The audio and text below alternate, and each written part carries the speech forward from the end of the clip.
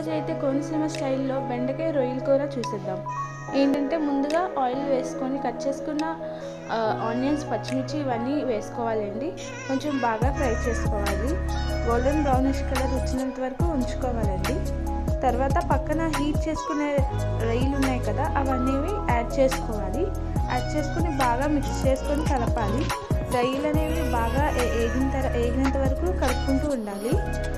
దాని తర్వాత బెండకాయలు అనేవి యాడ్ చేసుకోవాలండి. దీంట్లోని రొయ్యలు, బెండకాయలు బాగా మిక్స్ చేసుకోవాలి. మిక్స్ చేసుకొని ఉంచాలి.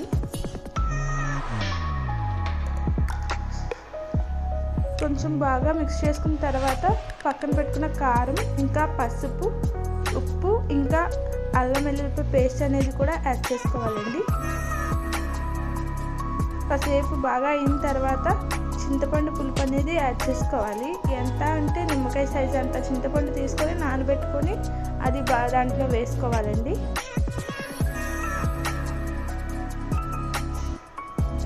బాగా దగ్గరికి అయినంత వరకు స్టవ్ మీద అనేది ఉంచాలి.